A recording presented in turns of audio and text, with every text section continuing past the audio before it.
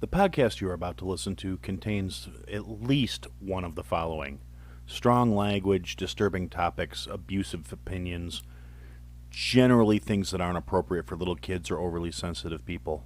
So, if any of that stuff's going to get your nose out of joint, this is your chance to turn it off. Welcome to I Had to Say It, the podcast where I talk about things that I feel need talking about, and sometimes they're not getting the attention they deserve. And your feelings, they're not under consideration. Join me, 48 Hours correspondent Erin Moriarty, on my podcast, My Life of Crime, as I take on true crime investigations like no other.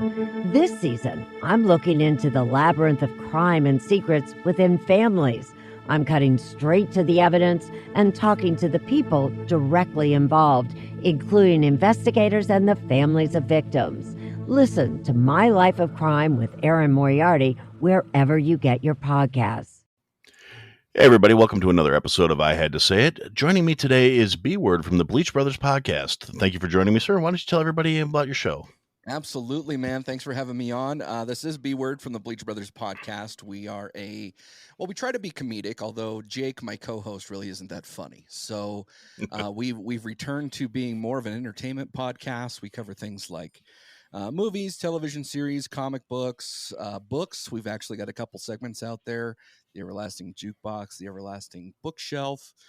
So we just try to touch on different entertainment things, just make it fun, make it happy, have a good time, and kind of crap on each other in this process of going to and from. You can find us on all the socials at Bleach Bros Pod, or check out our link tree at linktree/Bleach Bros Podcast. So yeah, thanks for having me on, man. I'm a huge fan of your show.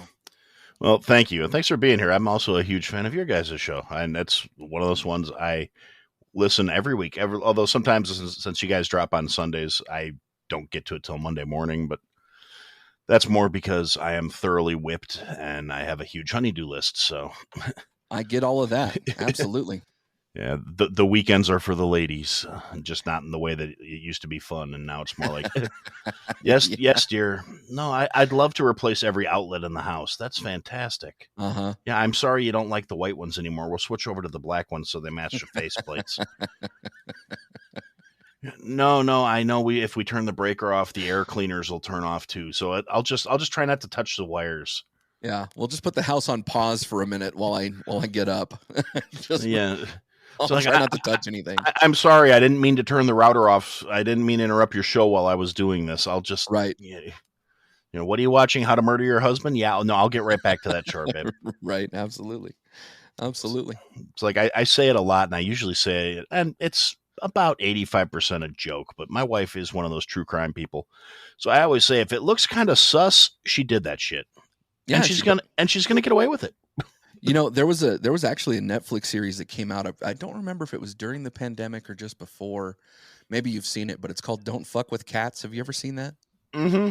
Oh, I love that, man. Yes. If I ever go missing, I want Body Movin' or whatever her name was to literally scour the interwebs for my presence. Like, just please come find me, search for me. Yeah, and for no other reason, just to find me alive, because that was such a crazy, weird time. It was great. I loved every minute of it. Yeah, no, that was one. If you haven't checked it out, folks, go give it a listen after you, or I mean, go give it a watch after you listen to us, of course. Yeah, of course. And yeah, like I said though, that's if she ever decides to whack me, I'm pretty much screwed.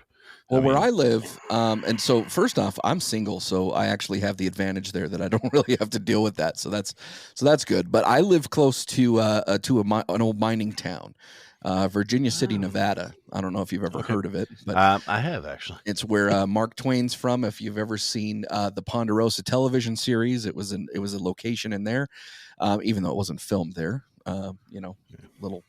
Remove the drapes there, but there's a whole bunch of active mine shafts that are very, very deep. So if you piss off a woman in this area, there's a good chance you're going to join somebody else in the bottom of that mine shaft. Oh yeah, without a doubt, I can see that. Yeah. So in my case, it would just be, I'm pretty sure she's just gonna like kink the hose on my CPAP machine, and I don't know what happened. He must have rolled over on it. Candidly though, it's better she kink that hose than the other hose. Am I right? Yeah. I suppose it all depends on how it's Just say, kinked, but it depends on what you're into, I guess. I mean, I don't judge. I'm open minded. right? Yeah. I mean, but I could think of worse ways to go. Just Yeah. peacefully in my sleep. That's Yeah. Well, you could resurrect as Dr. Fauci's G-string, and that would for fuck's sakes. that would just be the worst thing I think ever. Yes, and with my luck, I'd resurrect as Fauci's G-string back in the '90s when he was in the bathhouses. Like, sweaty fucking midget cheeks on my Little person. Oh, I'm sorry.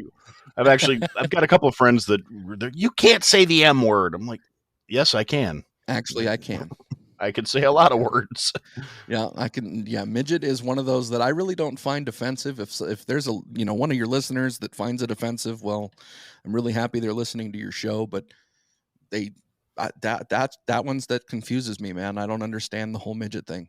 Yeah, I get elf and dwarf and that sort of stuff, but yeah, and now it's dwarfism's a person. medical condition, right? And little person could describe children if you want to get technical. I mean, little person is very broad. Well, and if you say little kid, it really could just be a goat. That's true. So, I mean, it's really hard to decipher words in the English language, apparently. Yeah. Well, see, and part of it's, just because I'm a little on the old side in the internet days, at least I'm an old guy. And in my younger days, I used to go to a bar down here that like twice a month had midget wrestling. Oh, it was awesome. It was a combination of Jello wrestling, oil wrestling, and midget wrestling. They had like sessions. It was like, okay, we're gonna get the Jello out, and they'd have like 2 or 3 rounds of girls wrestling in Jello, or guys if they were into that. But as a general rule, it was like chicks in swimsuits. So like Pauly Shore and Son-in-Law. Exactly. And then like the headline event was the midget wrestling, and they had like a little roster of guys, and they were like ECW hardcore, beating the hell out of each other. Now, when you say little roster, do you mean like a small amount of people, or are we talking height, or both? It was actually a double entendre. Thank you. Go. Thank you for catching that. I was gonna, if this was one of those zany shows, there would have been a rim shot. They're like, but I can't afford a Roadcaster yet, so. Well, hold on. Oh, thank you. You're welcome. Yeah, no, I've been to midget wrestling before, and I have to tell you, so I've been to like old school WWF wrestling. I don't think I've been to anything more modern, but I have been to midget wrestling, and there was a headliner that his name was Meatball, and he was as tall as he was wide. Jeez. And his finishing move was he would pull down his spandex shorts, and he would put his opponent on the bottom turnbuckle, and he would smash his ass on their face. And then on top of that, there's all these midget wrestling fans. So he would actually pull people from the audience that were willing to, sit on that bottom turnbuckle and just have him continue to ass smash them right in the face. And, here's the thing. I'm all about midget wrestling. Like, I think it's a cool thing. I think it should happen more often. Like, I'm a huge fan of little people. I'm going to be honest with you. Yeah, me too. But that's just not something I signed up for, man. Like, you try to smash your ass in my face, we're going to have words. Well, yeah, that's how you get pink eye, for fuck's sake. I mean, all it takes is one strong blow, and you've got turd pollen in your eye, and that's all you need.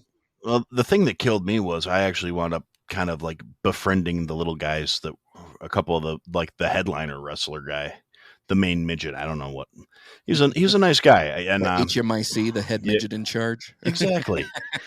I caught him like walking through the bar one day on his way from like going. I don't know why he went out to the regular bathroom instead of the backstage area.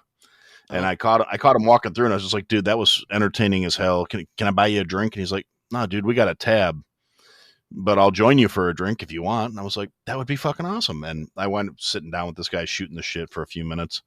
He's like, you know what, kid, you're pretty cool. You want to come back in the backstage area with me? You want a VIP? I was like, hell yeah, I want a VIP. I'm nice. Fucking VIP at midget wrestling and Jello wrestling. Right.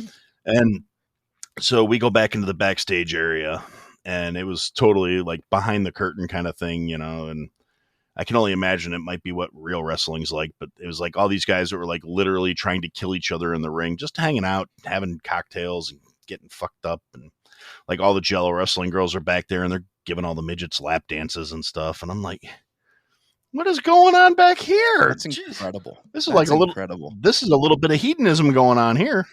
And the guy I wound up talking to, he was, he is actually the guy I wound up hanging out with the whole night. And he's like, oh yeah, dude, it's not even funny. The smaller the guy, the more ass he gets. And I'm like, really? And he's like, oh yeah, you see that the guy over there, the guy I was wrestling tonight? And I look over and there's this guy, he's got like 4 just smoking hot, ridiculous, good looking girls, all like grinding on him and trying to get his attention. And he's like, and the guy I'm talking to is like, yeah, they all want to know. They all want to know. Yeah, they do. And I'm like, so how come you're not out? How come you're over here talking to my big dumb ass instead of, over there getting some attention from these friendly young ladies?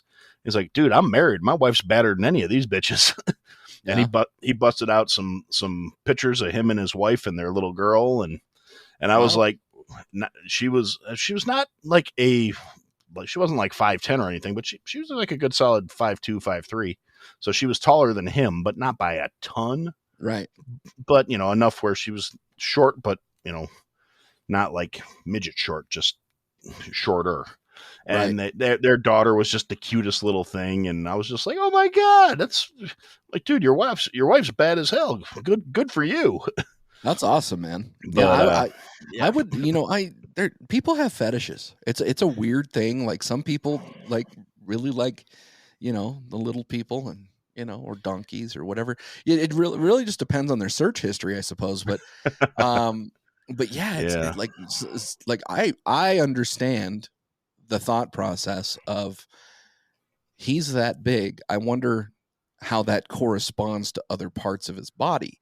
Yeah, no, the curiosity is real. Yeah, and so I get that thought process. Not that I'm thinking that thought process, because you weren't before, but right. So I understand that, but on the flip side, I mean, you almost wonder like people like Shaq or Andre the Giant, or are they just swinging? I mean, how does that work? Yeah, I honestly, I was. I was happy not knowing. Now that's it's like a hamster eating a banana. Jesus, that's like when Kevin Hart was talking about hanging out with Shaq. He says, "I can't hang out with Shaq. Just want a dick right on my head." Yeah. But that's like I said. I mean, I'm sure the curiosity is real, and my newly found midget buddy who was explaining to me the ins and outs of how, like I said, the little guy across the way gets more ass than a toilet seat.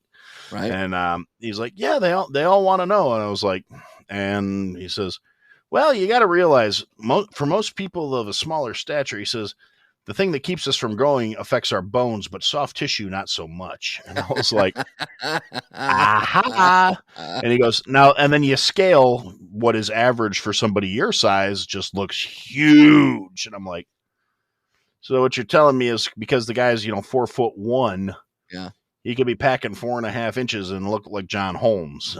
And the guy was like, well, I've never seen his junk personally, but something like that. I'm like, you had his legs wrapped around your head 2 hours ago. What do you mean you've never seen it? You felt it.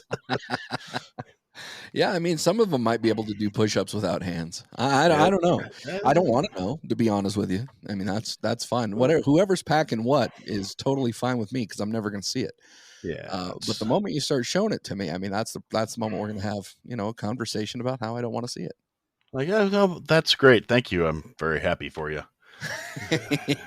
Good for you, little guy. Put it up. So I know we didn't really talk about like what we want to talk about. We're just going to have a conversation, but this kind of came up in my thought process here. I watched the documentary. I think it's on HBO of Andre the Giant. Did you watch that? Have you seen Andre the Giant one?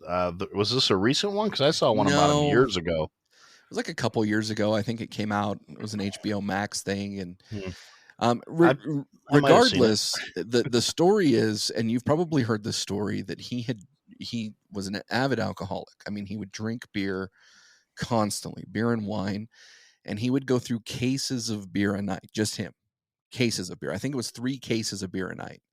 And more or less, he was using it to medicate himself. He was just in tremendous pain.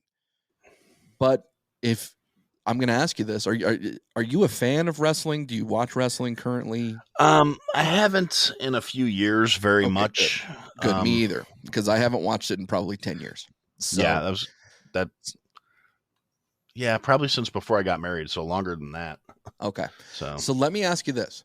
In the spirit of Andre the Giant, who is it that, like, you could pick one wrestler that you would drink with?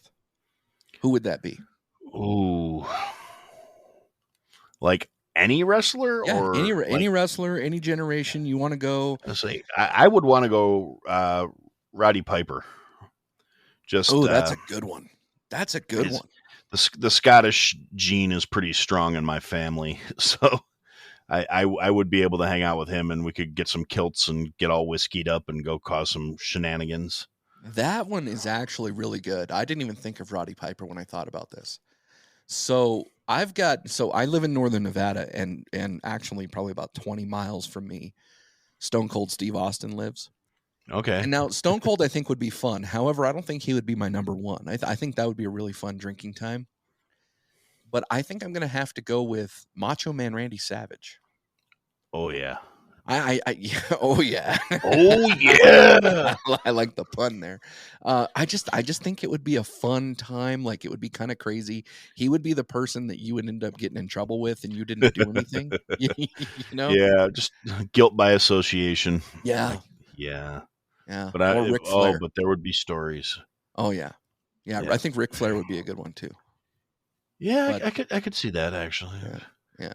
Go hanging out. I mean, which is kind of funny because a lot of my favorite wrestlers when I was younger were the more like broody types. Like I liked Sting when they redid him as the Crow thing, Sting. and I was like, oh yeah, that's awesome. He drops down out of the rafters and hits you with a bat. I'm like, okay, I can get behind dropping out of the rafters and hitting somebody in the back of the head with a bat. I'm okay with that. The 90s were a hell of a time, man, when it came to wrestling. When you had the Monday Night Wars, that was like the most incredible thing. I was watching everything I could wrestling during that time. Oh yeah, and flipping back and forth trying to you can catch the good matches. Yeah. Oh yeah, the WCW, WWF days. Are you a fan of Degeneration X or NWO? Oh Lord, I'm probably more of a DX guy just because I like the whole suck it thing. Yeah, I mean, and NWO had a good roster, but the attitude was a little more like well executed, more 90s, right? Gen X, as it were. Because the NWO was a little more of that, like, well, these guys are old and they're trying to be bad guys, and these guys are closer to my age and just fucking punks. So. Yeah, I think NWO had a better entrance, but I think that they became saturated. But that's true. DX has the longevity. I think DX can still be more relevant today. Yeah, I could see that. But like I said, I haven't watched wrestling. Yeah, I was gonna say I'm kind of out of the loop, so I don't know what all the stables are nowadays. I have no clue. Yeah, and I actually have a couple friends that were like semi-professional wrestlers back in the day, and so I've got some great like behind the scenes type stories where I'm just going, how the hell are you not dead? Seriously, right? Well, yeah, my knees don't work and my back's all fucked up. Yeah, I know. You jumped through a burning table onto a guy. No shit, your back's fucked up. Yeah. Well, that Mickey Rourke movie, The Wrestler, I think was a pretty good depiction. Yeah, of what those older wrestlers go through. Yeah, and Marissa Tomei is still hot. So, oh my god, I would put that movie against any movie of hers. I think she was fired in that movie. Yep. I saw a meme about it at some point, but it's like, hey, got to kidnap Aunt May now, huh? Yeah. No. How you doing? Yeah, no kidding. Yeah, Aunt May. You watch this? Did you watch Spider-Man? Are you a Spider-Man fan? I am. I have not seen No Way Home yet. Okay. I'm at the point where I'm like, okay, somebody's gonna fucking spoil it for me. So I'm trying to not be a dick about it, because it's like that window of don't spoil it is very rapidly closing for me to be reasonable and not like just completely unplug from the world. Yeah. So somebody's gonna talk about it, and I'm gonna. But basically, even before things got weird in the world, my wife was never really a fan of going to the theater. Right. Just because, like, if she's got to pee, she likes to be able to stop the movie and go to the bathroom. For her to get up in the middle of the theater after we paid, $40 for the two of us to go watch a movie. Yeah. And she gets up in the middle of the bathroom to go to the bathroom in the middle of the movie. She's going to come back and she's going to want me to explain to her everything she missed. Yeah. And everybody around us is going to get pissed. Mm-hmm. And me being me is going to resound in them squarely getting told to go fuck themselves because we paid to be here just like them. And I don't care if I generally try not to be rude and I would not be loud or anything like that. But if I'm talking like sotto voce to my wife, just real quietly, and you're 4 rows behind me and you want to start hissing at me, you're making more noise telling me to be quiet than I'm making by talking. And I'm going to let you know about yourself at that point. It's true. So yeah, Jake and I talk a lot about theater etiquette, and we've done some stuff on the show, but more or less the theater etiquette stuff happens a lot behind the scenes. And I'm an avid moviegoer. I know Jake is too. We actually enjoy going by ourselves, which is kind of ironic. I enjoy not having to explain things to people. Yeah, I can totally get on board that particular that stance. I mean, like I said, for me, it's more just a case of like, no, honey, I'm on my way home. Like I said, again, thoroughly whipped. Hey, you got to do what you got to do, man. Nobody likes regular cream, but the moment you turn it into whipped cream, oh yeah, then it's delicious. Yeah, then it's delicious. So there's no apologies for being whipped. Absolutely none. And especially you can Netflix pause and chill anytime you want. That is also true. Yeah, that's yeah. So how were your holidays? Holidays were cool. Kid showed up, brought girlfriend, came in early, ambushed us, so none of the food was ready, so they didn't have to eat because they still had to go eat at her parents' houses, at her mom's house and her dad's house. So they were like, "Yeah, we're not coming to your house to eat." And I'm like, "You do realize like there's only one house you're going to that has an actual chef?" And yeah, well, we were here for Thanksgiving. I'm like, yeah, that's true. I mean, I guess her mom was a little miffed because I did send them over to her house extremely full. So they were like, yeah, but it happens. I remember having to go, move from house to house to house through the holidays. And yeah, that sucked. I mean, It was always a rush. You never really got quality time in with people. So I actually went to Mexico for 11 days, I guess it was. And it was a whole family thing. It was my uncle's 60th birthday. So all of us went down to Playa del Carmen right outside of Cancun. And my cousin and his wife, they're in their mid-20s. They were talking to me about their, having to go from place to place to place in the holidays. And I finally just said, just stop, pick one. Pick one, whatever one you want. Pick one. Pick one and then rotate. The next one, rotate it. And if somebody's pissed off, then guess what? Somebody's pissed off. But at the end of the day, you're enjoying yourself. So just stop doing that. Yeah, that's very sage advice. Yeah, I wish I would have learned that earlier in life. Yeah, me too. It was when I was a kid. Like everything was at my grandparents' house, and they had a lot of random ass people showing up on top of family. Like the family and my extended family was pretty significant to begin with. That was like, I don't know, when I was a teenager, it was probably around 65 people, just like due to my mom and her siblings and their kids, and my mom's cousins would come by, and like Christmas was like a 2-day thing with my grandparents, and we lived like next door to them. So I was grandma's elf basically for the holidays. And so Christmas Eve, Christmas Day, I was at grandma's house cooking, making food, passing stuff out, wrapping presents, like the whole shebang. And then my parents got divorced and I thought things were going to get really weird, except for my parents have like the most ass backwards divorce on the planet. I never got to use it against them. I never got to do the 2 Christmases thing or any of the other stuff that typically, like all the stereotypical 2 divorced families type things.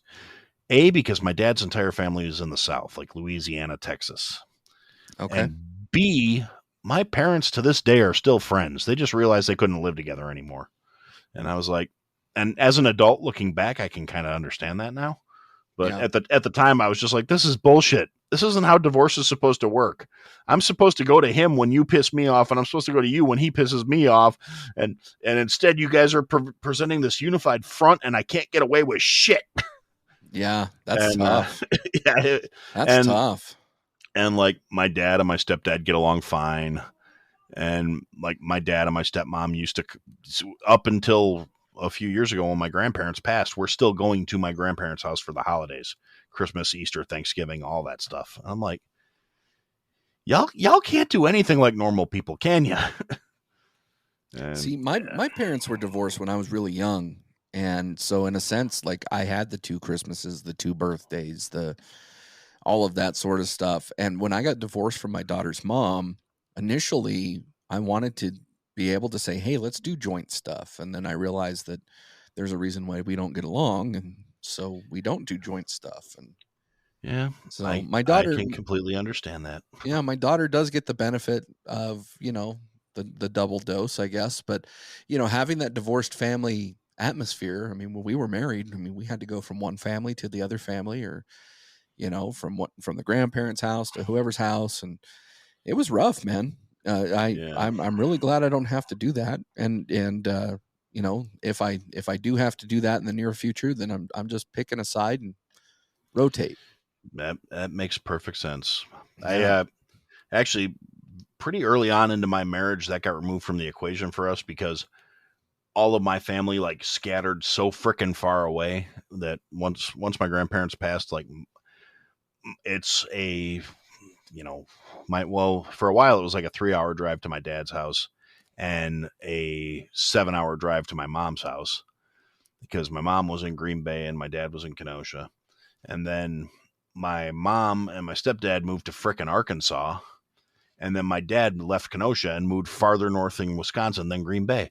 So now it's like 8 hours to my dad's place. It's 10.5 to my mom's place. So it's like they get, Zoom calls. Like, yeah. Hey, Merry Christmas. Look how big Al is getting. He's got a beard. Yeah. Now, I mean, sometimes they'll show up and we do have extra rooms and stuff. So if they want to come here, the door's always open. But, by and wide, it's more like phone calls and, like, yeah, no, I'm not spending 8 hours in the car to spend my one day off, hurrying through a family time so I can get back on the road the next night or early the next morning to be back at work the day after. You just brought up something that that I had actually read a little earlier today. And if you don't mind, I'll just bring it up here real quick. Let me just find it. So this is so I'm not familiar with Reddit. Like I don't Reddit things. Like it's the same way that I don't, what is it called? TikTok. I don't TikTok things either. Yeah, I honestly, I was very much the same way until recently. I set up a TikTok account. I don't endorse it. It's a rabbit hole. It's addictive. It's digital crack. So I get teased quite a bit because I won't watch TikToks. Like if somebody sends a TikTok to me, like AJ from Dad's, he'll send me TikToks, and out of courtesy, I'll watch the TikToks. I do it reluctantly just because like I don't want to offend him. Yeah. He sends some doozies too. I get some from him occasionally too. So there's some good ones. But I'm a big fan of like the Reels on Instagram. Like I love Reels. And the reason why I love Reels is because they remind me of Vines. Yeah, and very much. Yeah. So, but I was on Instagram earlier today, and there's a page on there called Today Years Old that I follow. Okay. And they had posted this post, and it says, "I can't believe we fought the Revolutionary War to be destroyed like this." And so I was curious. So it's from a guy who I believe he's British or he's from the UK. And it says, "I used to criticize Americans for not traveling much. Now I realize you don't get the time off to do it. I was honestly shocked when I discovered you don't get legally protected paid time off, And those that do get PTO often don't take it all. I'm just a truck driver in the UK. So he's from the UK. But I get 25 paid days off a year, and everyone uses up every single day. Sometimes I feel like I'm limping through my next holiday. The thought of working the whole year without time off sends shivers down my spine. Even more shocking was Kellogg's workers being forced to work 7 days a week, including squeezing in an 8th shift. Quote, freest country in the world, end quote, is just a slogan for overworked people who don't get a chance to find out if it's true or not. What are your thoughts on that? I actually completely agree. I do too. Particularly speaking as somebody who I've spent years saying, I want European work hours. This is bullshit. I want to nap at 4:00. I want to start when I was in the restaurant business, it was more like, I started my day at 3 p.m. and I got done at midnight.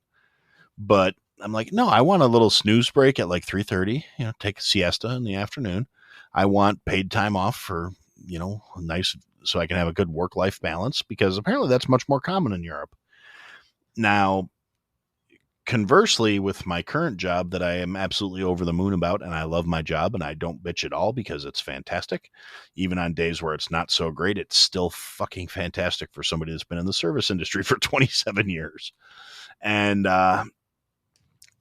I'm off all this week because I had PTO left over, and normally they would let us roll it over, but due to some conflicts with with our HR company, where it had to do with like all the COVID time people were taking and stuff like that, they mandated that we use up our PTO this year instead of rolling it over because of how much extra allotment there already is.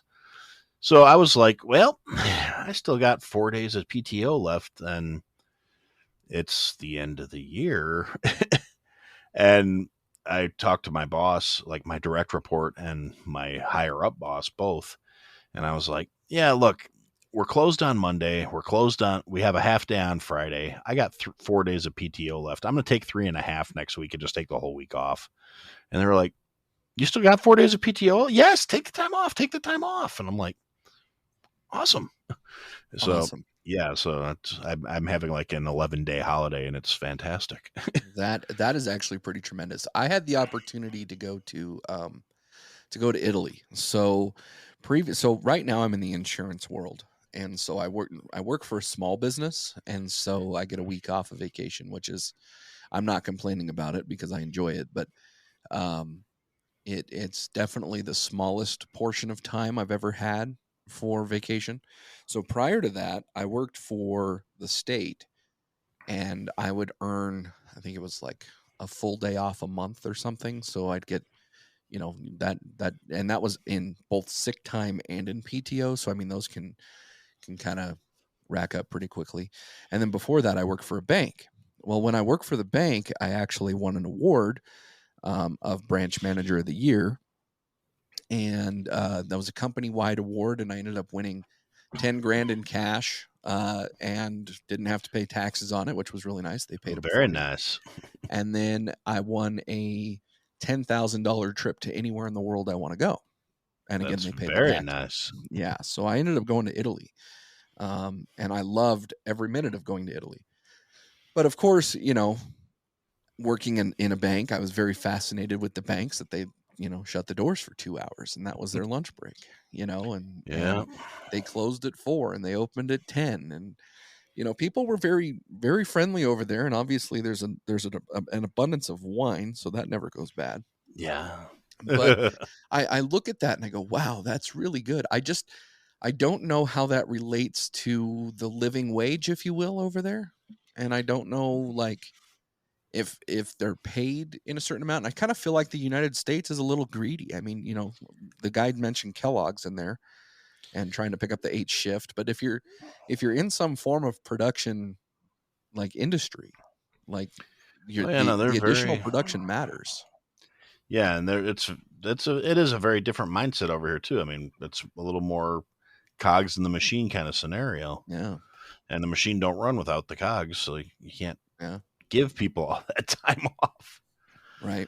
Which is unfortunate. And well, working in insurance, some of the things that I deal with is like life insurance, as an example. We talk with all of our clients about life insurance. with the hope that they have enough. You never know what you need unless you actually sit down and you work it out. But a lot of people just depend on their employers, and we're finding that actually with the pandemic, employers are starting to reduce benefits, and part of that includes life insurance. So rather than saying, okay, you're going to get a full year's salary for life insurance or 2 year salary or whatever that offer may be, now we're actually starting to find that like companies like AT&T, as an example, have capped it at 15 grand a year, which is basically just going to pay for ashes. Yeah, it's not even the cost of a funeral at this point. No. And so it's one of those things that's just interesting, because we do have the mindset over here, I feel like, and I'm a fiscal conservative, so understand my background here. Like I'm very much a social moderate to social liberal, but a very much fiscal conservative, which is probably why I'm a huge fan of your show. That actually sounds pretty familiar. Yeah, I feel like, we're kind of, cut from the same cloth a little bit, but I understand from a business perspective why they would be cutting some benefits. I mean, there's quite a bit of costs associated to having a benefits package. But if you go back 50 years, I mean, one of the largest pensions was GE, and General Electric was the place to work, and they had a huge pension. And now it's based more upon 401ks, and then you often find now with 401ks that employers don't do any matching. So I feel like benefits are being reduced at the same time that Social Security is in danger, at the same time that we elect these numbskulls to lead our country. And I don't know, from a fiscal perspective, like I understand we want to have paid time off, and I understand that we want to have like maternity leave and paternity leave and COVID leave and all of this sort of stuff. But for the small business and even for the corporations, I just kind of feel like it's not doable. Yeah, it's definitely a very very sticky math involved there. I mean, yeah, you want to take care of your people because that helps retain your people, which is we've seen a lot of that too, where people are just like, it's not worth going back to these jobs. Unfortunately, that's a whole nother tear. I've gone down that road more than once. Right. I mean, I'm sure you've heard me probably. Oh yeah. And but ultimately, yeah, you do want to take care of your people. You do want to do what you can to retain them, but there is still that you do have to cover your margins. You're in business to make a profit, not to just make the situation ideal for everybody. Well, like with you and Jake both being chefs, you guys have both worked in the restaurant industry long enough to understand that there's almost zero margin in the restaurant world. Yeah, no, that's, and so people don't get that, and it pisses me off. when you're modifying wages or the cost of product, the thing that gets modified more often than not is the price of the goods. Yeah, and then the same people that are bitching about these people deserve more money don't want to pay the increased price on the product, right? Because I mean, I've had that fight. I've particularly with my job now, I spend a lot of time dealing with, I don't want to call it compliance, but we have like purchasing programs and stuff that our clients go through, and I'm on the phone with different people because they're complaining about a product, going, well, we don't want this, we want that. And I'm like, look, that's not the spec product. And I go, well, it's only 6 cents a pound difference. What's the big deal? Well, the big deal is you see I don't know how you're seeing the prices to compare them, because you're not supposed to. But B is, you're only seeing part of the equation. You don't understand. We have purchasing agreements. We have rebates in place. We get, if you fulfill the purchase agreement that we had, we pay a lower overall rate. And that's how this works. Yeah. And so I get all these people are like, well, the bottom line is, I'm like, no, you don't see the bottom line. The bottom line is 2 stages above your pay grade. Yeah. And it's the same thing with, John Q restaurant goer. I was literally last week, my wife and I went out to brunch the other day because, again, it was the whole day off, not trying to really do anything too stressful. Went and picked up a video game system and a TV that didn't fit in the damn car. Oh, it was funny. I got the finger so many times driving home, trying to get that big ass TV to my house, because right now we just have one car. We have a Ford Focus hatchback. Now, I am not a small man. I have to have the seat back. I have to basically Crisco up the door jamb to get into this fucking car. Yeah. And we had already gone grocery shopping, and I bought a PlayStation, and I had picked up an Oculus Rift for one of my coworkers for his kid. And so there were a lot of big packages already in this little tiny hatchback. And on top of that, I'm trying to wedge a 70-inch friggin' TV into the hatchback part. So I'm driving home with the hatchback like bungeed down, and everything loaded under the TV, and like a foot and a half of TV hanging out of the back of the car. And I'm like, I just spent, hundreds of dollars on this TV. I'm not going the speed limit, and you better not let me catch you riding my ass. Because I swear to God, if I get rear-ended with this TV hanging out of my car, I'm going to jail.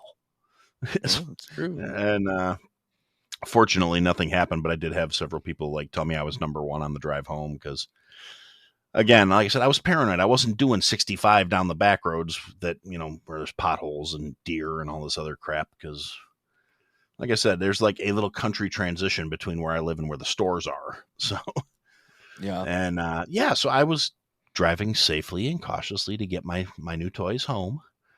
And, yeah. It's important to do that. Yes, I mean, I'm sorry. I sort of lost my train of thought there for a minute. No, you're good. But it's important to get your toys home because you work hard for them. I think that's when it comes to, and I don't really want to try to unpack this because it's probably a 2-episode thing. But when you're talking about Christmas bonuses and the cost of living and inflation and how that affects your raise and benefits packages and et cetera, right? I don't know. I think that the world needs more moderates because I do like some things that the conservatives have that they're presenting fiscally, and I do like some things that the liberals are presenting socially. But at the end of the day, we have to afford it, and I think that's the missing component. Yeah, that's striking the balance. Mm-hmm. And unfortunately, we have a system in place that allows this complete disconnect from the people that are writing the budget because it's not their money. Yeah, they don't pay taxes on their income. Yeah, their income is taxes. Well, the system's set up to fail right now, and I don't know at what point it's going to be fixed. I mean, we've not had a balanced budget since Newt Gingrich and Bill Clinton. Yep. And Bill Clinton can at least put the feather in his cap that said, "Hey, we balanced the budget." You know what, Mr. Clinton? Thank you for doing that. Yep. And under your leadership and under the leadership of Newt Gingrich, you did that. It doesn't matter where the cigar was. We had a balanced budget. I was going to say, maybe if there were a few more Cohibas in the White House, we'd be in a better place right now. But that's true.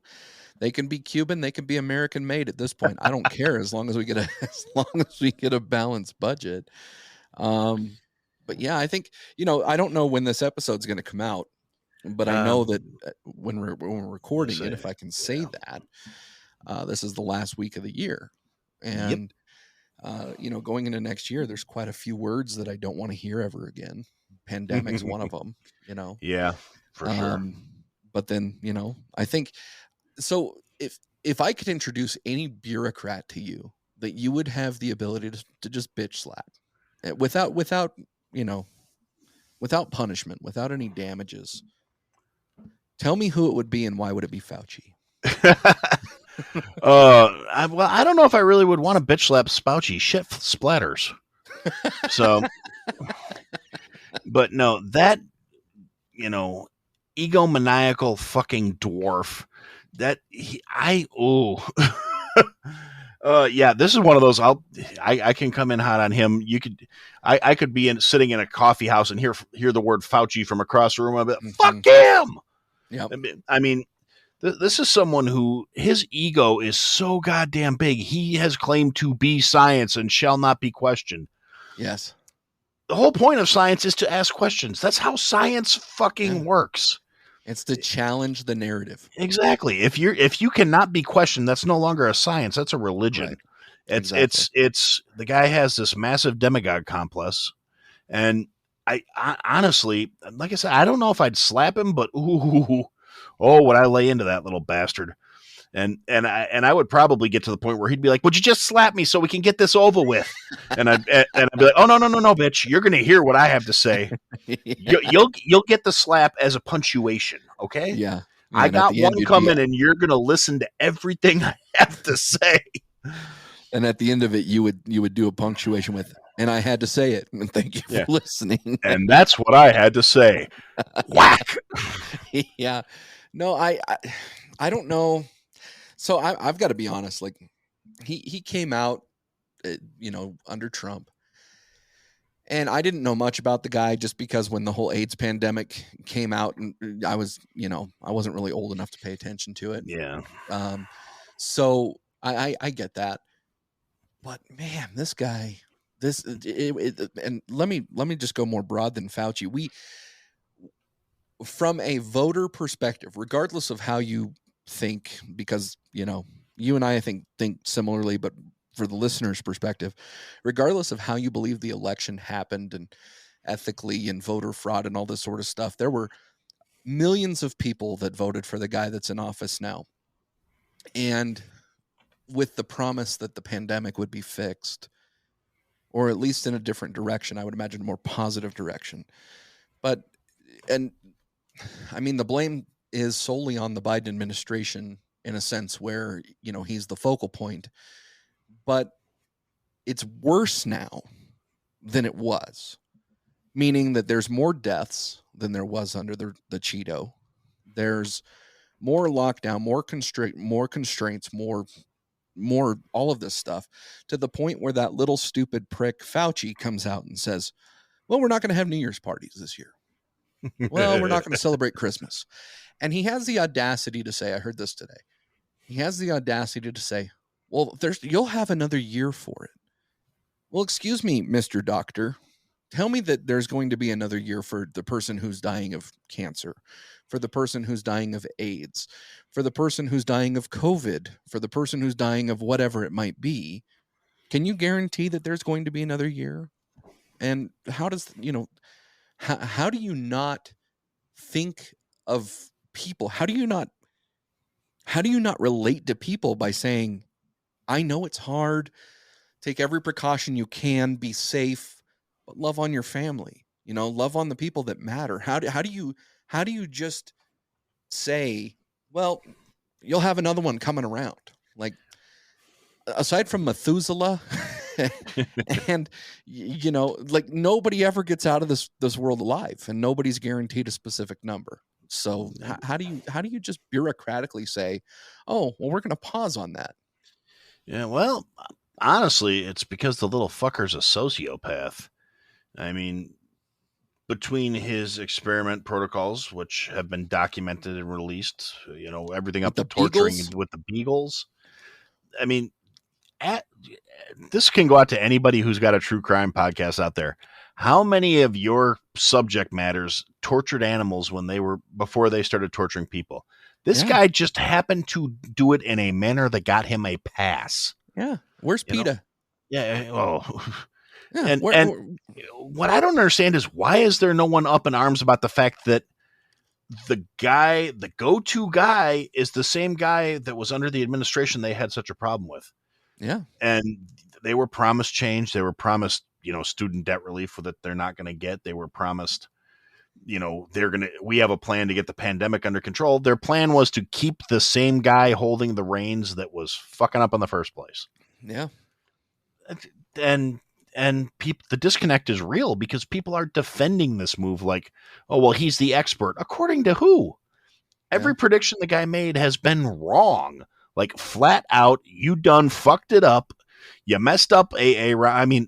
Fucking Fauci, you messed up, and everything you've said has been wrong, and you somehow keep saying that you are the expert.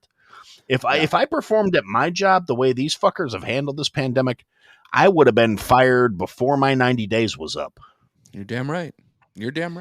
And that's one of my issues with the system in place. There is no accountability. After No, you get there's to a not. certain level, any of these career politicians, they do one term in office and they're guaranteed a 6-figure retirement. Yeah. Yeah, and and great health benefits. Yeah. Let's not forget about that. And then for those that are I should say significant, they get to Lion State in the rotunda or Oh wherever they're yeah. gonna, and worshipped for a minute. And in my state we had Harry Reid, and I swear to Bob I would smack that MFer so bad. But yeah, I'm being a fiscal conservative every year this time of year for I think the last 3 years. Rand Paul releases his Festivus report. Have you seen that? Yeah. So I like Rand Paul. I do too. that- He can take a punch. I Yeah. appreciate that out of that man.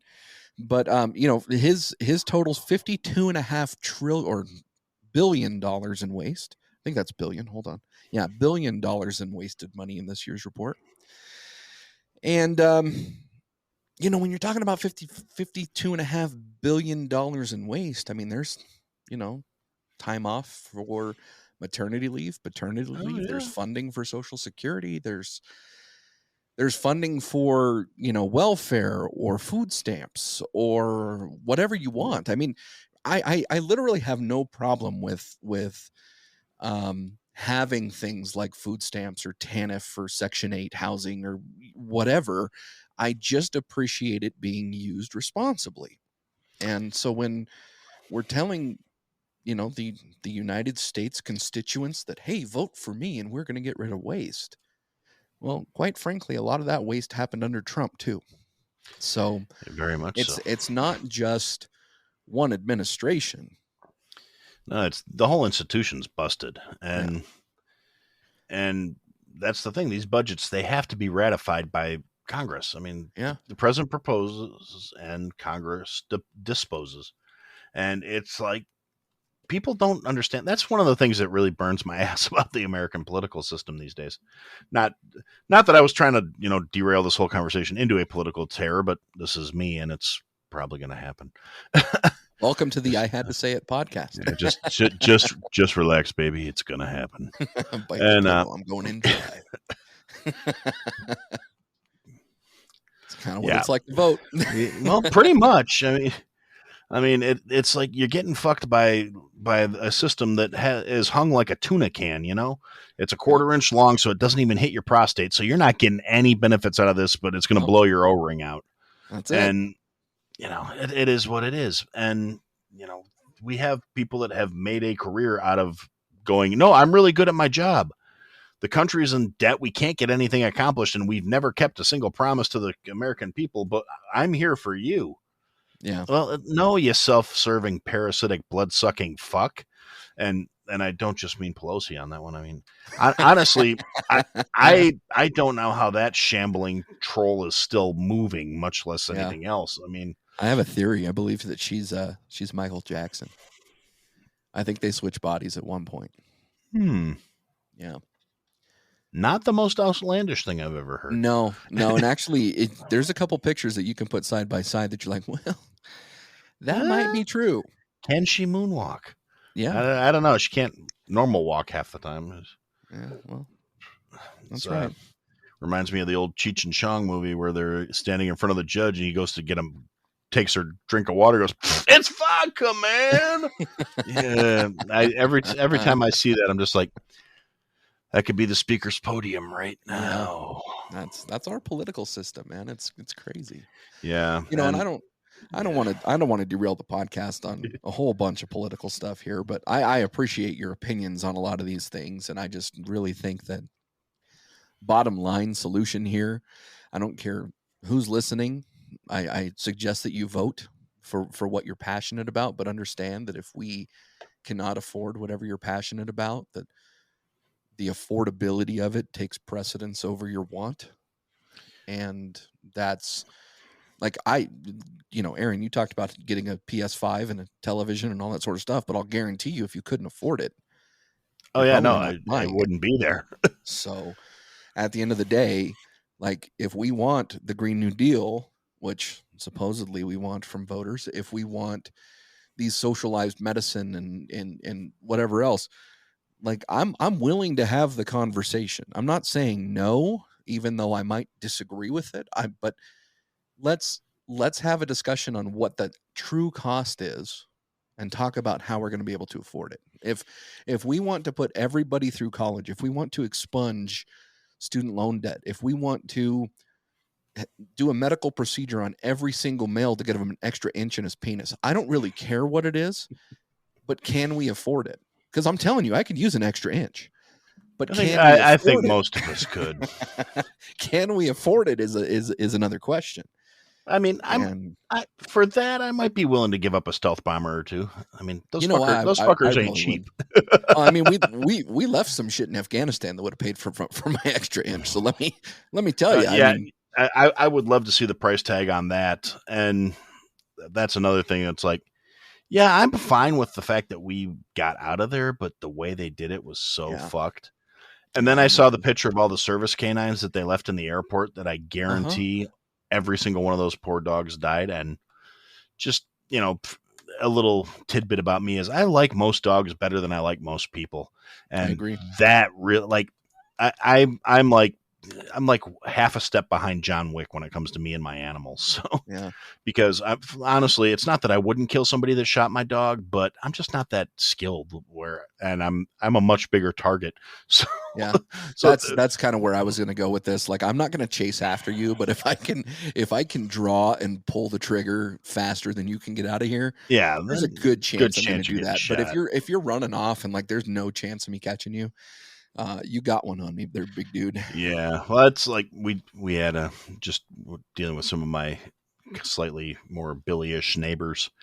We did have a guy one time who said something like, if you don't shut that dog up, you might lose it. And I said, I swear to God, anything happens to my dog, I'm going to come over there and burn your fucking house down. Yep. And he looked at me and I looked at him and he looked at me and I smiled and I said, you have a good night now. I haven't heard another complaint out of him since. Well, there you go. I mean, sometimes you just gotta go. When I was in high school, we had a weed grow on our block, and honestly, I just thought that we had a whole bunch of skunks because I didn't really know what was going on. I hadn't quite crossed the path of the Mary Jane yet, and so the way that they got caught was well, it was partly due to the smell, but you can't really, necessarily intrude on somebody's home due to a scent. Yeah, but that's but really hard to target. The way that they got them was they were actually they had dug down and dug into the power line that was coming on the property to run the grow in the garage, and then the electrical company called the police, and then the police then took over their grow. Yeah, so that'll happen. I've seen some shit in my life. Yeah, I knew a guy several years back here. We had a whole section of one of the towns a little closer to Chicago. They had some huge plumbing issues and we had this massive flood come through. And I knew this guy who his house got destroyed, right? Like the entire basement, the water was up to the first floor. And this was not a super close friend of mine, but like an acquaintance. Right. And so he got busted, and this was, before Illinois had legalized everything. So he got busted because when the insurance adjuster came in, he had an entire grow room that was basically behind like a false wall. Oh. And it was because he had the house remodeled. And he had a ventilation system that was piped into through ductwork and conduit into the chimney for his house. So when there was like a heat bloom, if somebody was to fly over in a chopper, it would show the heat coming out of his chimney, just like the furnace was running. and he had all these like super high efficiency grow lights that were running on a fucking generator that was also plumbed to the fucking so all the generator fumes were also going out like through the heat work, through the duct work, and it was like completely off the grid, and it was this like massive grow thing, and it was like, and the insurance adjuster came in and was doing the claim and saw the door was fucked up from the flooding and went behind that area to check in that part of the basement and was like, Yeah. Great googly boogly. And Yeah. like all the plants had been ruined, and the guy cleared them out, but still all the grow lights and all that stuff was mounted, and it was very obviously this massive grow setup. So he got dimed out by the insurance adjuster. It's funny because you mentioned that. So Illinois is a legal state now. Is it for medicinal or Medicinal for and recreation? recreational. Okay, so Nevada's both as well. So we do medicinal and recreational, and California does both.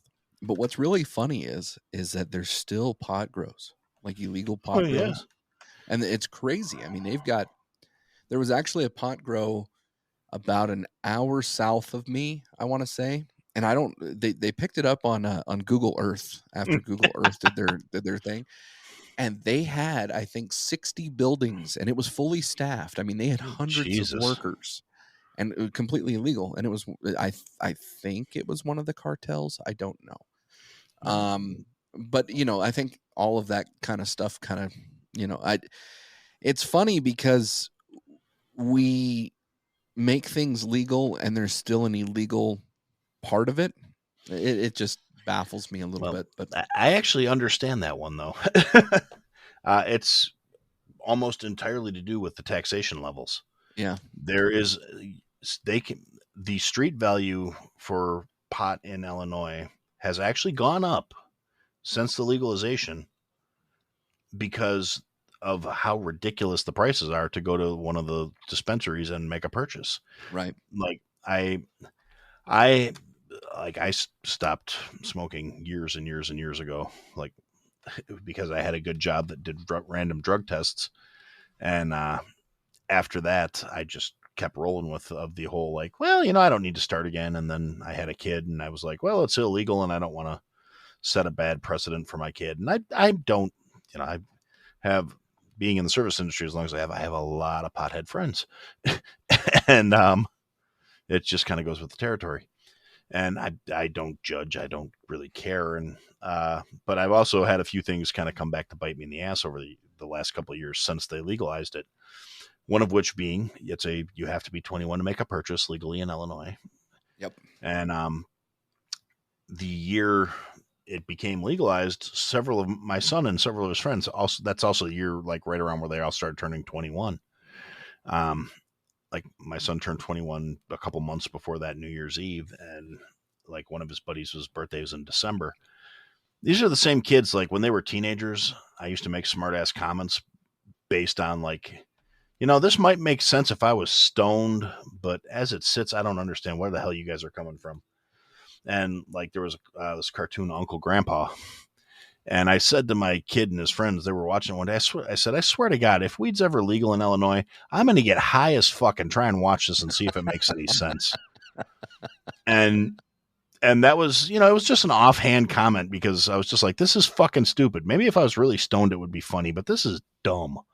Right. And sure as hell, New Year's Day, the first day pot was legal in Illinois for recreational use, my kid's friend showed up at my house.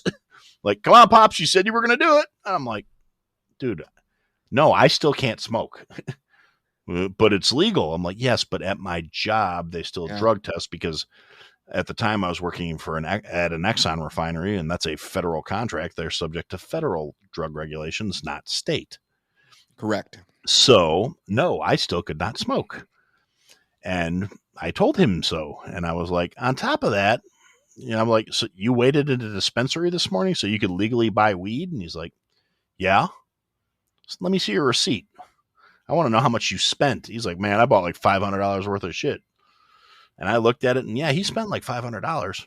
Wow. He paid about $370 for the weed and like another $130 in taxes. Wow.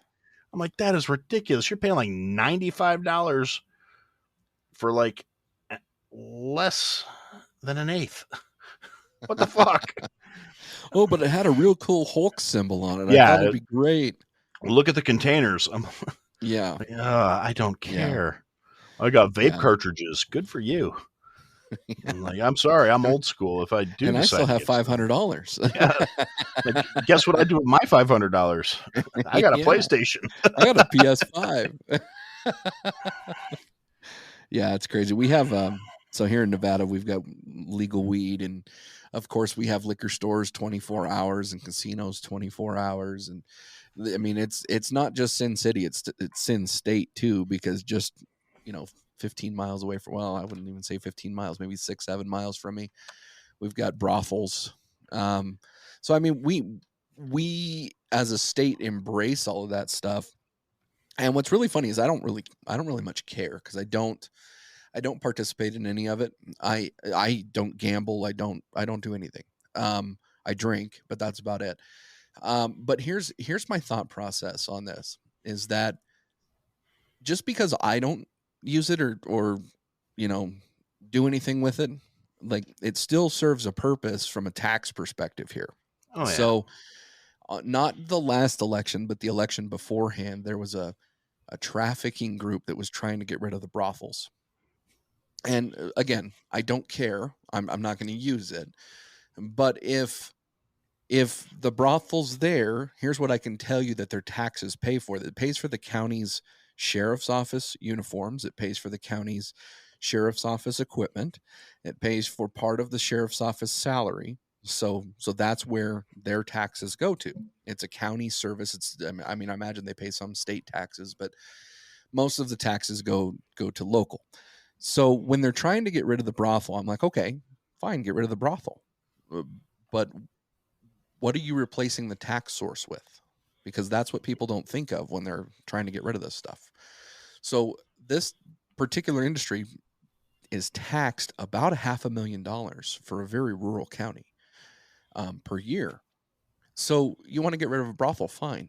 You're going to put in what? What are you going to put in that's going to pay $500,000 in taxes? So I kind of think that people need to have somewhat of a plan before they want to uproot something. Because I, at the end of the day, I really don't care about the brothels. I'm not a brothel participant. But if somebody does it, I don't really care either. So, but from a tax perspective, don't pluck the tax revenue out and then say, well, we did justice. Oh, okay, that's fine. Happy you did justice.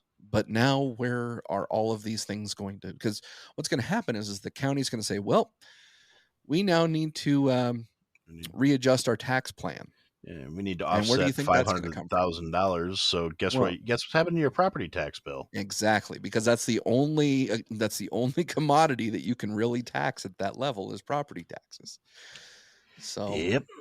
And I love the people that are like, well, I don't own anything, so I don't care about the property tax. Yeah, guess what? You think your landlord's going to come out of pocket for that? No, your rent's going up, dumb shit. Yeah. And it's kind of funny, you bring up the brothels. I haven't been to Nevada in God, like 20 years, and I've never actually been to a brothel. But I am so like, you know what? I'm fine with that particular vice being legalized and regulated. I think brothel workers deserve a union because they're doing a service, in my opinion. Because there's a lot of people out there that you know they're gonna have to go somewhere, and maybe this way they're not out forcing themselves on somebody. They're not out there roofing somebody. And if it was normalized and regulated, the workers could have health cares and regular. Oh, wait, they do have health care and regular screenings and licensing and regulation and background checks. And so like I said, I actually think that's, in a lot of ways, it's a win. And if we weren't so like uptight and fundamentalist in our mindset, it's like, it's going to happen anyway. It can be safe and controlled and taxed and beneficial, or it can be a black market that benefits no one other than like crime syndicates. Well, and when you're sitting here thinking about prostitution, I mean, you're talking about child sex rings, and you're talking about trafficking, and I mean, there's a lot that goes into it. No, I don't know what they charge. I imagine it's a pretty penny, but so it may be unaffordable for some people who would substitute that with some illegal thing that they're going to do. But if you look at like New York City, or you look at Chicago, or you look at, Miami or whatever, where you have prostitution rings. I mean, Dennis Hoff, I've met Dennis Hoff. Dennis Hoff and I used to do quite a bit of financial business together. So understanding what he did, I also knew where my limitations were with it. Not to say he's a bad person or anything like that, because he did donate quite a bit to a lot of local charities. He did do quite a bit in the business world that wasn't prostitution. So, we had those business relationships. However, what I do know is that there was a foundation in the brothels where the women were treated as business owners. If they didn't want to be with somebody, they wouldn't be with somebody. Nothing was forced upon them. They weren't trafficked. There was no pimp situation. You know what I mean? It was just And a that's transaction. and that's where I'm for that being legal, per se. Based on the voters. If the voters don't want it, then fine. If the voters want it, then fine. And then go for it. Legalize it, like you said. Have the medical checks, have the licensing, have all of that sort of stuff. I'm fine with all of that. But it's so much better than trying to meet some pimp to coordinate some transaction on an abused woman who's been trafficked that you're going to take advantage of and further propagate. You know what I'm saying? Yeah, all the horrendous side effects of something being a black market commodity. Right. Yeah. So, I don't know. Like I said, fiscal conservative, social moderate to social liberal. I'm fine with all of that. Can we afford it? That's all I care about. Yeah. Well, that's my other ultra radical thing. When I was younger, I used to say, you know what? I can fix this fucking country. I would be fantastic. I would make a great president. It would be the shortest fucking presidency in the history of this country because I would probably get shot within the first 90 days. But I have a list, and the only problem is that I actually understand how the office of the presidency works, so I know this list would not be able to be enacted without approaching it as a tyrannical approach. And it would require military backing or, some sort of like, no, this is how things work now because you guys have fucked things up this badly. And it's a real simple, like 3-point policy. Age limits, term limits, the budget isn't balanced, you don't get paid. Yep. Three things. That's it. The system would self-correct at that point.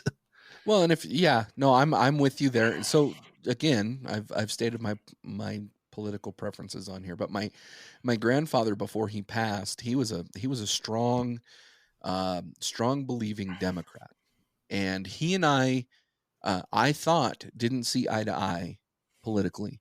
And before he died, I took him out and we had buffalo wings, and I don't remember if we went to Buffalo Wild Wings, but we had buffalo wings and beer. It was the first time I ever sat him down and had a conversation, an in-depth one. And so my grandfather actually helped Harry Reid to get into office. So that's something there. He was a newspaper editor out of Las Vegas for the Las Vegas Sun. He was very instrumental with Nevada welfare and Nevada Health and Human Services. So very much in favor for bureaucracies. So I didn't think that he and I would see eye to eye, but I will tell you, after having that conversation with him, we were both fiscal conservatives. We were both for term limits. We were both for the cut the fat type of spending. Now he would see things like everybody should have health insurance. I do think that everybody should have health insurance, but I think that there's a private market for that. He thought that there would be a government market for that. So we had nuances that were different. But at the end of the day, he and I were more common than we were different. And I found that to be a good lesson for me, especially when dealing with people of different political backgrounds or different political preferences than I have, just because it's one of those things where we have a conversation about it and then we find our differences, but we find more commonalities. I kind of feel like that's what we're missing as a country right now. I completely agree with that. That is, that's one of those things. If we could actually just sit down and have civil conversations without it turning into pissing matches and I'm right Yeah. and you're wrong, and without the name calling and the you're a Nazi, you're a this, you're a that, you're a whatever. My favorite one is I was recently told I'm a very fascist individual, and I said, how so? I am literally the polar opposite of fascist because I don't believe anybody should be telling anybody what to do. Yeah. Like, you're the one that's telling me the government has the right to enforce your beliefs on me. That makes you the fascist. Yeah. And it's like, And conservatives are equally as guilty as oh yeah, no, progressives. it's You across the look board. you look at Tommy Lahren, who a couple years ago came out. I don't think that she ever said that she's pro-abortion. Like, I don't think that she ever said that she's absolutely going to have an abortion as a method of birth control. I think that she said, and I might have to go back and look at it just so that way I can fact check myself, but I believe that she said that she's a libertarian in this topic, and therefore, because it's already legal, she doesn't want to remove it. Is more or less the context of what she said. Okay. But then Glenn Beck came out because she worked for Glenn Beck and ultimately fired her for saying as such. And so, this cancel culture works both ways. And Oh, this definitely. political correctness works both ways. And I think George Carlin should have been president. I think Sam Kinison should have been president. I Yeah, think I that could get there's a behind lot that. that could have been done with those two, hopefully in the same administration. But yeah, I don't know, man. I don't think the world's going to end. I just think that the world is stupid. I can completely concur with that. There is a lot more stupid than there should be out there. And I agree. it's our fault, really. I mean, I've said it before, and I always say it kind of half jokingly. Let's just take the warning labels off everything and let nature run its course. I'm fine with that. I mean, do you really have to be told that your new sneakers didn't come with a free package of candy in them? You mean that packet in the jerky? The forbidden jerky. Do not eat. Yeah, I think more people should eat that, to be honest with you. Well, I mean, I can see putting "do not eat" on it when it's in the jerky, just because. Yes, that is technically a food product. Someone, right. A younger individual or someone of a less refined intellect could conceivably go, well, it was in my food, it must be food. Now, on the other hand, like I said, you don't get a new pair of Jordans and went, sweet, they gave me bonus candy. Yeah. I wonder if it tastes like fresh breath.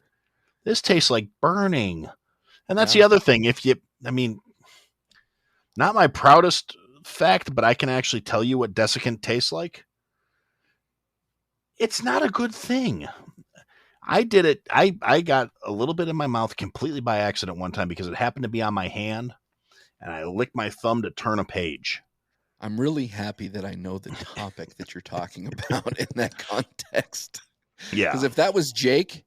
Oh, no, if that was Jake, was Jake, that would totally be semen. That's just where that's at. No, the do not eat silica gel. Thank you. Yes. No. Yeah. Like I said, I happened to have some on my hand. I went and flipped a page, and I was like, yeah. I mean, I looked like a dog with peanut butter on its mouth because, like, my tongue started burning, and it was fucking horrible. So realistically, if you can get a whole packet of that stuff down, maybe you should be, unalived. Just a little bit, and hopefully you didn't reproduce before you ate your shoe candy. You don't have to push the daisy all the way up; it just has to bloom. Yeah, just a little. Yeah, I mean, yeah. Well, okay, we've crossed into eugenics now. Things might be getting dark. Yeah, but yeah. I mean, like I said, all things being equal, there's way too many dumb fuckers in this world. Yeah. That's, if I could say anything to the world and actually have them listen, and who knows, this coming year, this might be my year. This might be the year where Aaron catches fire.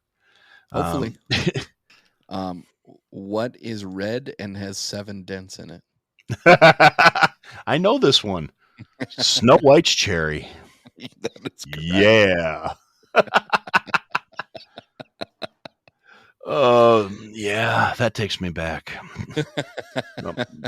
Again, 20 odd years ago before I met my wife, I used to bartend, and I had this guy that came in and he would do the same shtick every night when he came into the bar. He would bet me I couldn't guess the punchline to his jokes. And I worked there like 3.5 years. So probably, let's say 700 odd jokes that this guy told me before I was just like, you know what, give me that $5, you son of a bitch. And I started getting them right. But because he never told the same joke twice. This guy was a bottomless well of just horrible jokes for the most part. I mean, some of them were really pretty fucking funny, but so it's like, oddly enough, I can tell a story pretty well. I can't really tell jokes because I don't remember them, but so I have a head full of fucking punchlines, and when I hear them, they click. I know jokes, but yeah, I don't want to get canceled. Yeah. Well, so the ironic thing is I could probably answer every single one of them too. You probably could. You probably could. One day when we meet up in person, we'll have a brew and we'll share that's without a doubt. Yeah. I feel you. Well, I think we have an opportunity. Hopefully we don't pass it up. Nope. It's our year. We're going to kick this year right in the nuts. Oh yeah. That's, so anything you would like to add? We could probably wrap this up and get to.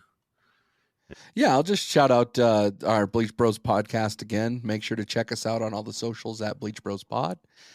Check out our linktree/Bleach Bros Podcast. We do have some merch on there. We have a mascot. His name is Sal the Salty Hippo. We do have some cool merch with Sal on there. Definitely give it a like. Or go ahead and buy some. Review us on whatever podcast channel you're listening to us on, and follow us on all the socials, and we'll go from there. All right. Excellent. Well, thank you for your time, sir. It's been fun shooting the shit. And I guess for now, it's been a pleasure. Well, thank you for coming. And that's what we had to say. Thanks for listening to another episode of I Had to Say It. If you liked what you heard, leave a review, give us a follow, give me some feedback. And if you didn't like what you heard, leave a review, give me a follow, give me some feedback. I'll try and fix it. Check us out on all the social media platforms at I Had to Say It Podcast is the trigger for all that stuff, for the search term. And if you want, check out the website, www.ihadtosayitpodcast.com. There's links to people that have been involved with the program, things I've talked about. There are some links available for some merch that we're working on, and there are ways to contact us there as well. And thanks for listening, and I look forward to talking to you again soon.